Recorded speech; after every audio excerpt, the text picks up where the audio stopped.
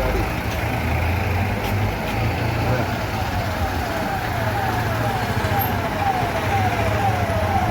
ಮಾಲೂರು ತಾಲೂಕು ಹುಣಸಿಕೋಟೆಯಲ್ಲಿ ನಿನ್ನೆ ಒಂದು ಘಟನೆ ನಡೆದಿದೆ. ಇಲ್ಲಿ ಇಬ್ಬರು ವ್ಯಕ್ತಿಗಳು, ಮಂಜುನಾಥ್ ಮತ್ತು ನವೀನ್ ಅನ್ನೋರು, ಬಂಡೆಗಳ ಹತ್ರ ಮಣ್ಣನ್ನು ತೆಗೆಯೋಕ್ಕೆ ಹೋದಾಗ ಅಲ್ಲಿ ಅವರು ಚಲಿಕೆಯನ್ನು ಉಪಯೋಗಿಸಿ ಮಣ್ಣನ್ನು ಸ್ವಲ್ಪ ಲೂಸನ್ ಮಾಡೋದಕ್ಕೆ ಹೋಗಿರ್ತಾರೆ.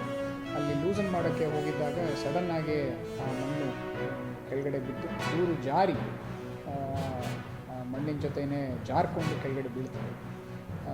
ಮಂಜುನಾಥ್ ಅನ್ನೋ ವ್ಯಕ್ತಿ ಮೇಲೆ ಈ ಸುಮಾರು 6 ಅಡಿಯಷ್ಟು ಮಣ್ಣು ಅವನ ಮೇಲೆ ಬಿದ್ದು ಅವನಲ್ಲಿ ಸಿಗಾಕೊಂಡ್ಬಿಡ್ತಾನೆ. ಮತ್ತೊಬ್ಬ ಅಲ್ಲಿಂದ ಎಗರಿ ಪಾರಾಗಿ ಗಾಯಗಳಾಗ್ತಾನೆ. ಇವಾಗ ಅವನು ಸತತವಾದ ಒಂದು 3 hours ರೆಸ್ಕ್ಯೂ ಆಪರೇಷನ್ ಆದ ನಂತರ ನಮಗೆ ಅವನು ಮಂಜುನಾಥನ ಮೃತದೇಹ ಸಿಕ್ಕಿದೆ.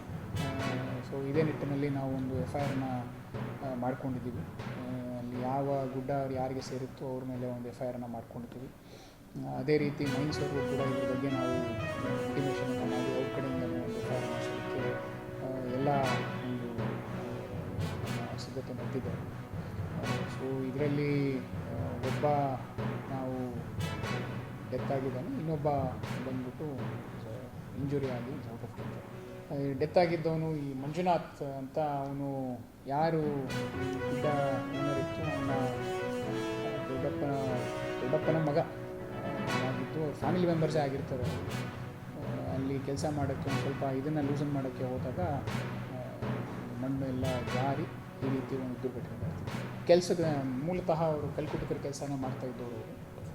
ಅವರು ಈ ಒಂದು ಕಲ್ಕುಟುಕತನ ಮಾಡಬೇಕಾದ್ರೆ ಅಲ್ಲಿ ಮಣ್ಣನ್ನು ತೆಗಿಬೇಕು ಅಂತ ಹೋದಾಗ ಈ ಒಂದು ಘಟನೆ.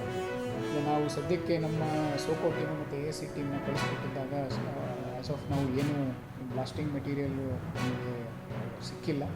ಆದರೂ ನಮ್ಮ ಇನ್ವೆಸ್ಟಿಗೇಷನಲ್ಲಿ ಅದ್ರ ಬಗ್ಗೆ ನಾವು ಕೂಲಂಕುಷವಾಗಿ ಪರಿಶೀಲನೆಯನ್ನು ಮಾಡ್ತೀವಿ.